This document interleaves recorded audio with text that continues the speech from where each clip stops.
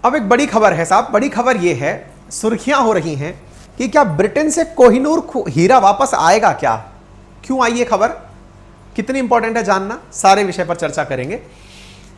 हमने आज से लगभग 8 महीने पहले जब महारानी नहीं बची थी उस समय एक सवाल किया था कि क्या भारत आएगा कोहिनूर। हमने सवाल किया था लेकिन हमारे पीछे कोई वो तो था नहीं, हमने तो बस कर दिया था। हमें क्या पता था 8 महीने बाद हमारी ये खबर सुर्खी बन जाएगी। बोले कैसे कह रहे हो आप? हमने 8 महीने पहले जो विषय उठाया था भाई साहब, इस समय वो सुर्खी है। सुर्खी दिखाते हैं पहले आपको, फिर लौटेंगे। भाई साहब सुर्खी ये है, ब्रिटेन के अखबार ने छापी है कि India to force Britain into colonial reckoning with treasure demand. सुर्खी बनती है, यूके मीडिया में कहा गया है कि इंडिया कोहिनूर को वापस लाने की कोशिश कर रहा है। India's PM Modi eye return of Kohinoor, 1000 of other treasures from Britain. India to wage diplomatic campaign to reclaim Kohinoor diamond from Britain. India to bring back Kohinoor diamond from Britain, Modi government to launch campaign, ऐसा report में कहा गया है। 13 मई की खबर है, ज्यादा पुरानी नहीं है। हमने क्या कहा था, इधर सुनिए सुनिए सुनिए सुनिए, अपनी खबर देख लो। और बिना गवाह के नहीं बोल रहे हैं जनाब, अपन ने अंकित इंस्पायर इंडिया पर कराया था, मिलियंस में व्यू हैं, जाकर देख सकते हैं, पता चल जाएगा। प्रमोद आरएएस का कोर्स कब से शुरू कर रहे हैं? बेटा कोशिश है इस महीने के अंदर अंदर मैं अनाउंस कर दूं, क्योंकि बिना टीम के बिना कंटेंट के मैं नहीं आऊंगा। पूरी प्रिपरेशन के साथ ऑलरेडी टीम मेकिंग पर काम चल रहा है, मतलब ऑलरेडी 3 टीचर्स को मैं एनरोल कर चुका हूं, पूरी टीम लेकर ही हाजिर होऊंगा, है ना बेटा। मैं खुद भी एज ए टीचर वहां पर रहूंगा, लेकिन मुझे भी और सारे टीचरों की आवश्यकता होगी। एग्जाम बड़ा है तो एग्जाम के साथ साथ मेहनत भी बड़ी लगेगी, है ना। आइए तो अब साहब यहां पर जब क्वीन एलिजाबेथ मरी उसके बाद में ये क्वेश्चन उपजा, और उपजने के बाद में क्वेश्चन बनने लगा कि इनकी जगह कौन लेगा। तो कौन लेगा इनकी जगह? इनके सुपुत्र ने राजगद्दी संभाली। सुपुत्र का चार्ल्स जो है, प्रिंस चार्ल्स, जो अब राजा चार्ल्स हो चुके हैं, और कैमिला जो है उनकी पत्नी, उन्होंने हिस्टोरिक कोरोनेशन सेलिब्रेशन अभी किया। 6 मई को इनको राजा ब्रिटेन का बनाया गया। 6 मई को ये राजा जी बने, ये रानी बनी, यानी महाराजा महारानी अब ब्रिटेन के ये हैं। मैं आपको बता दूं, आप में से कुछ लोग शायद इस बात को लेकर भी चिंतित हो कि सर महाराजा महारानी का कल्चर ब्रिटेन में आज भी चलता है क्या? तो मैं आपकी जानकारी के लिए बताना चाहूंगा, ब्रिटेन में कॉन्स्टिट्यूशनल मोनार्की है, यानी संविधान भी है और राजशाही भी है। राजशाही के साथ में संविधान काम करता है, जिसको कि इलेक्टेड पार्लियामेंट चलाती है। राजशाही जो है वो पूरी तरह से पदानुगत चली आ रही है, मतलब वंशानुगत तरीके से चली आ रही है, ठीक है। तो जो महारानी अभी मरी हैं उनके बेटे हैं ये, उनकी वाइफ हैं ये। टेक्निकली उम्मीद की जा रही थी कि महारानी अपने मुकुट पर कोहिनूर धारण करेंगी, इन्होंने नहीं किया। आपके दिमाग में प्रश्न जरूर बनेगा, सर महाराज के सिर पर तो दिख रहा है कोई हीरा, लेकिन ये कोहिनूर नहीं है साथियों। तो ये क्या है अभी बताएंगे, लेकिन इससे पहले ये जान लीजिए कि इनका जब कोरोनेशन हुआ तो भारत की तरफ से हमारे जो वाइस प्रेसिडेंट साहब हैं वो यहां पर जाकर आए थे, ठीक है ना। तो उम्मीद है आपको ये बात समझ में आए। हमारी तरफ से प्रधानमंत्री ने भी अपनी तरफ से विशेष दी थी। कोहिनूर की जगह कैलिनन नामक हीरे को पहना गया था। कैलिनन नामक हीरा कोहिनूर के स्थान पर मुकुट पर धारण किया गया था, और प्रिंस का जो अब राजा हो गए, किंग चार्ल्स जो हो गए, प्रिंस चार्ल्स की जगह उन्होंने 1.06 किलोग्राम का अपना क्राउन पहना, जिसमें 2000 हीरे, 17 सफायर, 11 एमराल्ड और 269 मोती लगे थे, 4 रूबी जड़े हुए थे। इसमें कैलिनन डायमंड लगा हुआ था, कैलिनन 2 के नाम से जिसे जाना जाता है। इसे कोहिनूर की जगह लगाया गया था। उम्मीद की जा रही थी कि महाराजा जो हैं वो कोहिनूर धारण करेंगे, या कैमिला जो है वो कोहिनूर धारण करेंगी। महारानी ने पहले ही इनकार कर दिया था कि मैं कोहिनूर धारण नहीं करूंगी। इससे ये कयास ज्यादा लगाए जाने शुरू हो गए। देखिए खबर देख सकते हैं, 5 मई की ही है। Kohinoor diamond isn't on display at coronation, no Kohinoor for queen consort Camilla at king Charles. सब जगह ये खबर आ गई, लेकिन सवाल उठना शुरू हुआ कि क्यों महाराजा महारानी कोहिनूर नहीं पहन रहे हैं। Why Camilla will not wear Kohinoor diamond at coronation. King Charles तृतीय जो राजा बने हैं और उनकी महारानी जो हैं वो कोहिनूर क्यों धारण नहीं कर रहे हैं? क्यों नहीं धारण कर रहे हैं तो सबको पता था। कारण ये था जनाब, हमारे इंडियंस ने फुल माहौल बनाया हुआ है। हमारा कोहिनूर वापस दो, हमारा कोहिनूर वापस दो, हमने फुल गेम मचाया हुआ है। इसी आधार पर खबर छपती है हाल ही में 13 मई और 14 मई को कि क्या इंडिया कोशिश कर रहा है क्या कोहिनूर को वापस लाने की, क्या भारत सरकार ने कोई अपने द्वारा कैंपेन लॉन्च किया है क्या कोहिनूर को वापस लाने के लिए। यह खबर कहां से छपी, तो यह यूके की एक मीडिया हाउस है द टेलीग्राफ, उसने अपने द्वारा यह खबर छापी। UK news website of the year के नाम से द टेलीग्राफ को जाना जाता है, वहां से यह खबर निकलकर आती है। तो अब तो साहब आपके मन में भी बहुत सारे गूज़बम्स आ गए होंगे कि वाह इंडिया कोशिश तो कर रहा है, मतलब हमारा ट्विटर कैंपेन काम आ रहा है। तो आज के सेशन में हम कोहिनूर की कहानी भी जानेंगे, काफी लंबी चौड़ी कहानी है, हालांकि मैं पहले भी बता चुका हूं, फिर भी एक बार बताऊंगा। कहानी बहुत लंबी है, वो भी साझा की जाएगी और साथ में यह भी बताया जाएगा कि क्या वाकई में भारत कोशिश कर रहा है कि यह खबर फर्जी है। सारी बातें आज के सेशन में की जाएंगी। लोगों का कहना है, रिपोर्ट्स, मीडिया रिपोर्ट्स का कहना है कि भारत लगातार राजनयिक समन्वय स्थापित कर रहा है उन सब चीजों के लिए जो ब्रिटिशर्स के काल में यहां से चुराकर वहां लेकर गई थी। आर्कियोलॉजिकल सर्वे ऑफ इंडिया निरंतर वहां पर अपडेट दे रहा है कि हमारी ये चीजें हैं जो आपके पास हैं, इन्हें लौटाने का कष्ट करें, जिनमें टीपू सुल्तान की ring, Benin bronze to Nigeria और ये एल्गिन मार्बल की आर्ट और ये सब चीजें जो उनके पास हैं, लॉर्ड हरिहरा, इनकी तस्वीरें, इन सबको मांगने का काम किया जा रहा है। अब तक 251 कलाकृतियां जो हैं वो भारत की तरफ आ चुकी हैं। उम्मीद की जा रही है कि आने वाले समय में और ज्यादा चीजें निकल कर आएंगी। साथियों, मैं जो भी पूरी कहानी आपको सुनाऊंगा कोहिनूर की, वो पूरी कहानी बीबीसी से हमने ली है। अगर आप चाहें तो बीबीसी से सुन सकते हैं, पढ़ सकते हैं। अगर आप मुझसे सुनना चाहते हैं तो मैं इसी चीज को पढ़कर सुनाऊंगा, है ना। तो ये रेहान फजल बहुत अच्छे ऑरेटर हैं, बीबीसी के संवाददाता हैं, और जब ये बातें बोलते तो ऐसा लगता है कि बस सुनते चलो, है ना। इनकी ही डॉक्यूमेंट्री है, उसी की चीजें हैं जो यहां लिखी हुई हैं, तो मैं आपको यहां से पढ़ के सुना देता हूं। इन्होंने पूरी कहानी कवर की है मशहूर हीरे कोहिनूर की। देखिए, मैं अपने बारे में कुछ चीजें आपको फिर से क्लियर कर दूं।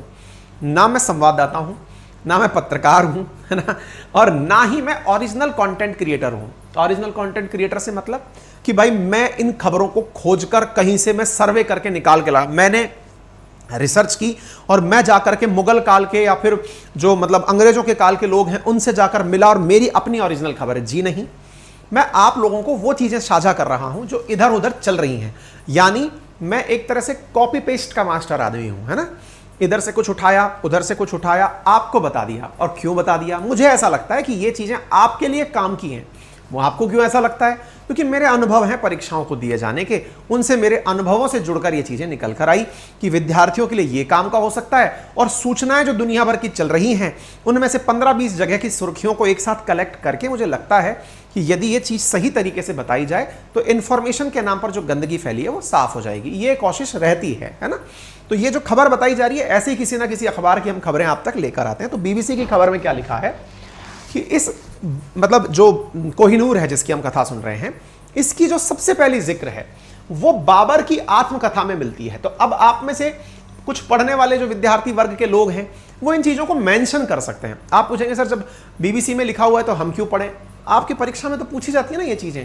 तख्ते ताउस क्या है, किसका आक्रमण कब हुआ, मतलब पंजाब के आखिरी शासक कौन थे, किसने कोहिनूर किसको दिया, उस जहाज का नाम क्या था जिसपे कोहिनूर जा रहा था, वो सारी स्टोरी इसी में ही है ना। तो आप इन चीजों को अपने लिए साइड में लिखते चल सकते हैं। सबसे पहली जानकारी कहां मिलती है, कहां से कैसे हुआ, वगैरह वगैरह, ठीक है। बाकी मर्जी आपकी, कहानी सुन सकते हैं। तो इसमें कहा गया है कि बाबर कहता है कि उसके बेटा कौन था उसका, हुमायूं, उसने उसे तोहफे में दिया था। कैसे मिला तोहफा?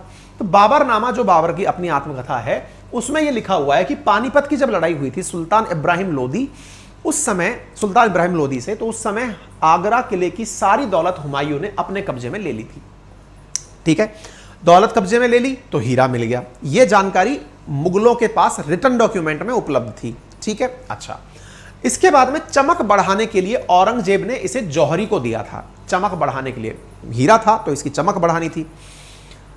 भाई अद्वैत गजब सुपर थैंक्स भेजो भैया, 1100 रुपए भेज दियो हैं। Let's gift it to British as however takes the Kohinoor the country falls Nadir Shah secondly if there will be lots of Kohinoor diamond. Advait ये जानकारी जो आप दे रहे हो ना, इसको भी हम क्लियर करेंगे। आपका कहना ये कि वो कोहिनूर जिसके पास गया उसका पतन हो गया, ऐसा नहीं है। आज के सेशन में आपको ये जानकारी पता चल जाएगी इसके बारे में। अब यह नियति बन चुकी है कि कोहिनूर यदि महिलाओं के पास जाता है ना, यदि महिलाएं कोहिनूर धारण करती हैं तो फिर कोई दिक्कत नहीं होता। तो जो महारानी अपनी जो इनसे पहले जो प्रिंस चार्ल्स की जो माँ थी वो जब एक्सपायर हुई हैं महारानी एलिजाबेथ, तो उन्होंने तो 90-96 साल तक राज किया है ना, जब तक थी तब तक वो ब्रिटेन की महारानी थी। ये आप जो बोल रहे हैं वो भी मतलब इसलिए इसको बैड लक वाला, सबसे बेकार वाला डायमंड माना जाता है, लेकिन अब इसका तोड़ निकल चुका है कि महिलाएं धारण करती हैं तो कोई दिक्कत नहीं होती है। ठीक है, आएंगे आप वाली बात पे। ठीक है, तो औरंगजेब ने जौहरी को कोहिनूर दिया था, तो शाहजहां ने जब अपने लिए एक विशेष सिंहासन बनवाया तब उसे सोने और कई जवाहरातों से मढ़वाया। इसे तख्त ए मुरस्सा नाम दिया गया, तख्त ए ताउस। ठीक है, नाम को बदलकर बाद में इसका मयूर सिंहासन कर दिया गया और इसी में बाबर का हीरा लगा दिया गया, वही जो कोहिनूर के नाम से जाना जाता है। अच्छा, इसके बाद में दुनिया भर के जौहरी से देखने आने लगे। उनमें से एक जौहरी आया वेनिस से, जिसका नाम था हॉर्ट्सो बोर्जिया। कोहिनूर की चमक बढ़ाने के लिए औरंगजेब ने उसे हॉर्ट्सो बोर्जिया को दे दिया कि इसे थोड़ा और चमकदार बनाओ। हीरा कैसे चमकदार बनता है, उसमें अगर सही से कट लग जाए, हीरा चमकता क्यों है, टोटल इंटरनल रिफ्लेक्शन, TIR जो है ना, उसकी वजह से ये चमकता है। क्यों, जब लाइट उसमें अंदर जाती है तो उसके जो एजेस हैं उनसे टकराकर लाइट कहीं दूसरी जगह जाती है, तीसरी जगह जाती है, तो वो अपने आप में एक चमकता हुआ पुंज दिखता है। तो हीरा इसीलिए कहते हैं ना, हीरा जौहरी के द्वारा तलाशा जाता है। कोयला हीरे में बदलता कैसा है, जब जौहरी तलाशता है, उसमें जो एंगल्स दिए जाते हैं उनकी वजह से उसकी चमक बढ़ती है। ठीक है, तो जौहरी को जब दिया तो जौहरी ने इसके कई टुकड़े कर दिए। कहते हैं कि ओरिजिनली ये 739 कैरेट का था, यानी इतना वजन था इसका, लेकिन घटकर के ये 186 कैरेट का रह गया। उसने घिसते घिसते, वो बंदर वाली बात हो गई, दो बिल्लियां लड़ रही थी, बंदर ऊपर से देख रहा था, बंदर बोला ला बहन मैं तेरी रोटी छोटी कर दूं क्योंकि तुम बराबर करने के नाम पर लड़ रहे हो। तो दूसरे दोनों बिल्लियों की जो बंदर रोटी खाते खाते उनको इतना इतना सा टुकड़ा छोड़ दिया, वो वाली चीजें यहां थी, वो घिसते घिसते 186 का रह गया। अच्छा, अब ये इतना छोटा रह गया कि मुर्गी के छोटे अंडे के बराबर आकार का हीरा रह गया। BBC की रिपोर्ट है, मेरी नहीं है। कोहिनूर का माना जाना है कि इसमें संभवतः तुर्कों ने किसी दक्षिण भारतीय मंदिर के मूर्ति की आंखों में से इसे निकाला था। अब सवाल यह है कि इब्राहिम लोधी के पास कहां से पहुंचा, यानी कि लोधी डायनेस्टी के पास ये कहां से आया। भाई मुगलों ने लिया, मुगलों का इतिहास समझ में आया, उनके पास ये हीरा कहां से आया। तो इसके बारे में कहा जाता है Kohinoor the story of the world's most infamous diamond नामक पुस्तक है, और इस पुस्तक के लेखक है विलियम डेल रैम्पेन। इस पुस्तक का नाम याद कर लेना, मोस्ट इनफेमस। इनफेमस मतलब इसको लेके भयंकर कलेश हुए हैं, जिसके साथ में गया ये वो बर्बाद ही हुआ, ये वो वाला फेमस मतलब वो है इनफेमस यानी अप्रसिद्ध। तो इसके बारे में इनका कहना है कि कोहिनूर का आधिकारिक जिक्र 1750 में फारसी इतिहासकार मोहम्मद मारवी के नादिर शाह के भारत में वर्णन में मिलता है। मारवी लिखते हैं कि उन्होंने अपनी आंखों से कोहिनूर को देखा था। वो कहते हैं कि तख्ते ताउस के ऊपरी हिस्से में यह जड़ा हुआ था, जिसे नादिर शाह दिल्ली से लूटकर ईरान ले गया था। कोहिनूर मुर्गी के छोटे अंडे के बराबर था, जिसके बारे में कहा जाता था कि उसे बेचकर पूरी दुनिया के लोगों को 2.5 दिन तक खाना खिलाया जा सकता है। इतना कीमती कोहिनूर उस समय हुआ करता था। तख्ते ताउस को बनाने में ताजमहल से 2 गुना धन लगा था, और बाद में कोहिनूर को तख्ते ताउस से निकाल लिया गया ताकि नादिर शाह इसे अपनी बाजू पर बांध सके। क्लेम किया जाता है कि ये जो सबसे पहले लोधी के पास जब पहुंचा तो पहुंचा कहां से था, तो इसके बारे में कहा जाता है कि दक्षिण भारत में काकतीय रूलर्स के द्वारा दुर्गा देवी की एक मूर्ति बनाई गई थी। उस मूर्ति की जो एक आंख थी ना, उस आंख में ये डायमंड लगा हुआ था, तो वहां से ये डायमंड निकाला गया था। गॉडेस भद्रकाली की आंख में वारंगल के अंदर ये डायमंड लगा हुआ था, जिसे तुगलक जो इन्वेडर्स आए थे उनके द्वारा निकाल लिया गया था। तो कोहिनूर की जो कहानी है उसके बारे में कहा जाता है कि ये बहुत पुराने समय से दक्षिण भारत में थी, वहां से लूट करके इसे लाया गया। अब इसको लेकर के भी बहुत सारे क्लेम्स हैं, है ना, कि अभी दक्षिण भारत में इससे भी बड़े बड़े हीरे हैं। जैसे अभी अद्वैत ने चर्चा की कि पद्मनाभ जो टेम्पल है उसके अंदर बहुत सारा मतलब हीरा और भरा हुआ है, बहुत सारा खजाना है, वो भी चर्चाओं का पार्ट है। ये तख्ते ताउस और इसके ऊपर लगा हुआ होता था। यहां से नादिर शाह ने इसको निकाल लिया और अपनी बाजू पर बांधना शुरू कर दिया। नादिर शाह के बारे में कहते हैं कि ये जब इंडिया आक्रमण करने आया तो ये इतना मतलब मुगल्स का पतन हो रहा था और नादिर शाह का आक्रमण हो रहा था। कहते हैं नादिर शाह इतना ज्यादा अमानवीय रूप से मतलब अत्याचार किया था इंडिया के ऊपर कि मुगलों ने जो अपने 250-300 सालों में जो संपत्ति कमाई थी ना, वो नादिर शाह मुश्किल से महीने 2 महीने के अंदर बांध करके ले गया। इतना खराब। अच्छा, इंडिया के ऊपर आक्रमण क्यों हुए, इसके ऊपर मैंने कई बार अपने विभिन्न सेशन में बताया है, कभी और भी इस बारे में जिक्र करेंगे। इंडिया के जो लोग हुआ करते थे ना, वो सिल्क रूट के माध्यम से व्यापार करने कुस्तुनतुनिया जाया करते थे, तुर्की, और वहां से यूरोप के लिए सामान बेचा करते थे, मसाले हुए, सिल्क हुए, कॉटन हुए, इन सब चीजों को। हम लोग बड़े व्यापारी हुआ करते थे, तो जो पैसे कमा के हम लाते थे, तो बीच में ये भिखारी जैसे लोग रहा करते थे, है ना। जैसे सामान कौन लूटते हैं? लुटेरे। तो लुटेरे क्यों लूटते हैं? क्योंकि उनके पास, उनको लगता है कि सामने वाला बहुत ज्यादा पैसा ले जा रहा है, तो लुटेरे हुआ करते थे उस रूट के अंदर। अफगान वाले, सीरिया वाले, तुर्की वाले, ये वो लोग हुआ करते थे, और ये अफगानिस्तान के साथ साथ जो ईरान वाले, तो ये लोग उस पैसे को कई बार तो रास्ते में लूट लेते थे। जब रास्ते में लूटने के बाद भी इनका घर नहीं चलता था, तो फिर ये उन व्यापारियों के घरों तक आ जाते थे। तो व्यापारी कौन हुआ करते थे? इंडिया वाले। तो इंडिया वालों के घर तक इसीलिए आक्रमण बार बार इंडिया में हुए, है ना, कि भाई ये लुटेरे ही थे असल में। तो ये लुटेरे इंडिया आते ही ये सोच करते कि ये लोग बड़े पैसे वाले हैं, ठीक है। तो ऐसे ही नादिर शाह इंडिया आया। उस समय दिल्ली का राजा हुआ करता था मुगल बादशाह मोहम्मद शाह रंगीला, और कहते हैं कि अपनी 1.5 लाख की सेना के साथ, मुगल की एक तरफ 10 लाख की सेना थी, 1.5 लाख की सेना को नादिर शाह ने 1.5 लाख की सेना से हरा दिया था। दिल्ली पहुंचने पर नादिर शाह ने ऐसा कत्लेआम कराया जिसका इतिहास में उदाहरण बहुत कम मिलता है। एक इतिहासकार हैं जिनका नाम है HM इलियट और जॉन डॉसन। उनकी किताब है the history of India's told by its own historians. मतलब भारत के इतिहासकारों ने जो बातें लिखी, उन बातों को इन भाई साहब ने अपनी किताब में लिख दिया। कॉपी पेस्ट के मास्टर थे ये भी। उन्होंने लिखा कि जैसे ही नादिर शाह की 40,000 सैनिक दिल्ली में घुसे, अनाज के दाम आसमान पर चले गए। जब नादिर शाह के सैनिकों ने मोलभाव करना चाहा, तो उनसे दुकानदारों ने झड़प शुरू कर दी और लोगों ने सैनिकों पर हमला करना शुरू कर दिया। दोपहर तक 900 फारसी सैनिक मारे जा चुके थे। तब तक नादिर शाह ने दिल्ली की आबादी का कत्लेआम का आदेश दे दिया। कत्लेआम सुबह 9 बजे शुरू हुआ। सबसे ज्यादा लोग लाल किला, जामा मस्जिद, दरीबा और चांदनी चौक के आसपास के इलाकों में मारे गए। लगभग 30,000 लोग नादिर शाह के द्वारा मारे गए। एक और इतिहासकार हैं जिनका नाम है विलियम फ्लोर। उन्होंने अपनी पुस्तक new fact of Nadir Shah India's campaign में लिखा है कि मोहम्मद शाह रंगीला जो थे, उनके सेनापति थे निजामुल मुल्क। वो बिना पगड़ी के सामने नादिर शाह के सामने प्रस्तुत हुए और कहने लगे कि अब आप जनता पर अति करना बंद करें, आपको जो पनिशमेंट देना है मुझे दे दें। उन्होंने दोनों हाथ अपने पीछे करके, पगड़ी से हाथ उनके बांधे हुए थे, और वो बैठ करके बोले कि आप जनता को मत मारिए, मैं सेनापति हूं, मुझे मार दीजिए। नादिर शाह ने इस शर्त पर कत्लेआम रुकवाया कि उन्हें दिल्ली छोड़ने से पहले 100 करोड़ रुपए देने होंगे।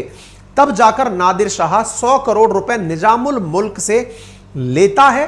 100 करोड़ रुपए देते कहां से? तो दिल्ली की जनता से पैसे वसूले गए।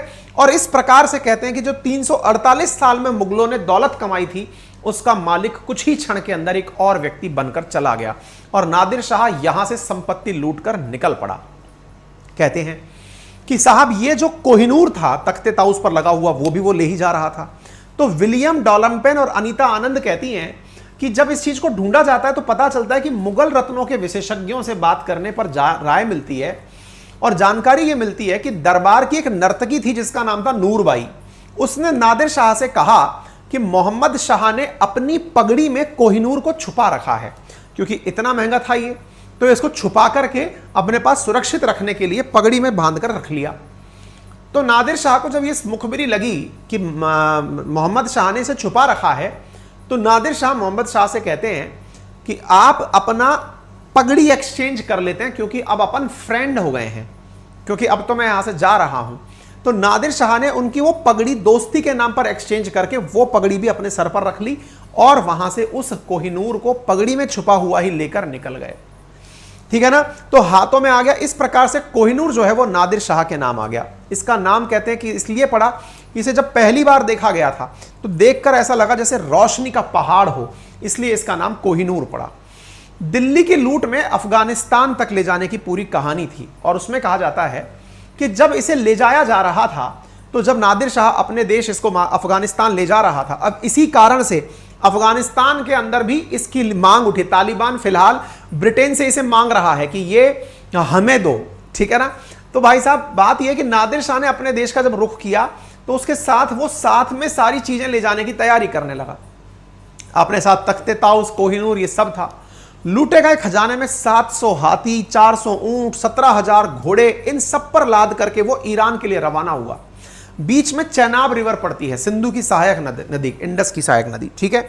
उसको लेकर के जब ये गुजर रहे थे तो हर सैनिक की तलाशी ली गई। तलाशी क्यों? कि बेटा हम तो ये माल ले जा रहे हैं, कि ऐसा तो नहीं सैनिकों ने भी अपनी जेबें भर रखी हो। सैनिकों को जब ये पता चला कि उनकी जेबों में माल है और वो चेकिंग के दौरान पता चल जाएगा, तो जमीन खोद खोद कर सैनिकों ने चेनाब के किनारे पर वो सारे जो जवाहरात थे वो दबा दिए। कुछ सैनिक नदी पार करते करते ही उस नदी में उन जवाहरातों को छोड़कर चले गए, ताकि भविष्य में जब कभी यहां आना होगा तो तलहटी में पड़े हुए जवाहरातों को ढूंढकर निकाल लिया जाएगा। ऐसा भी इतिहास के अंदर जानकारी मिलती है आलम आरा ए नादरी के अंदर, ठीक है। अच्छा, अब यहां तक कहानी हो गई। अब साहब नादिर शाह के पास भी लेकिन कोहिनूर बहुत ज्यादा दिनों तक नहीं रह पाया। उसकी हत्या के बाद यह हीरा अफगान के अंगरक्षक अहमद शाह अब्दाली के पास आ गया। अहमद शाह अब्दाली से होते हुए 1813 में ये महाराजा रणजीत सिंह, जो पंजाब के राजा हुआ करते थे, उनके पास में आ गया। महाराजा रणजीत सिंह के पास 1813 में कोहिनूर पहुंचता है और महाराजा रणजीत सिंह इसे हर दिवाली, दशहरे आदि के समय पर बाहों पर बांधकर, बाजू पर बांधकर निकलते थे। और जब कोई ब्रिटिश अफसर उनके दरबार में आता था तब उसे भी वो कोहिनूर दिखाते थे कि ये वो कोहिनूर है। अच्छा, इस तरह से जब भी वो कहीं जाते थे, चाहे मुल्तान जाएं, चाहे पेशावर जाएं, चाहे दूसरे देशों में जाएं। अब देखिए, ये मुल्तान हुआ, पेशावर हुआ, ये सभी शहर इस समय पाकिस्तान में हैं। तो होता यह था कि ये जब मुल्तान या पेशावर जाया करते थे तो भी अपने साथ में इन सब चीजों को साथ लेकर जाते थे। इस कारण से अब जो कोहिनूर की डिमांड उठती है उसमें पाकिस्तान भी क्लेम करता है कि कोहिनूर हमें मिलना चाहिए। लूट कर कौन ले गया था? नादिर शाह, अफगानिस्तान। तो अफगानिस्तान वाले डिमांड करते हैं। रणजीत सिंह जो थे वो पाकिस्तान में थे, वो डिमांड करते हैं कि साहब ये हमारे पास होना चाहिए, ठीक है। इंडिया डिमांड करता है क्योंकि गया तो यहीं से ही था। तो इस तरह से सभी लोग इसकी डिमांड कर रहे हैं। अब कैसे आया अंग्रेजों के पास, फिर कैसे पहुंचा? तो फिर होती है अंग्रेजों की और सिखों की लड़ाई, एंग्लो सिख वॉर। जब आप हिस्ट्री पढ़ेंगे तो ये बारे में जानेंगे। 1839 में रणजीत सिंह जी की मृत्यु हो जाती है।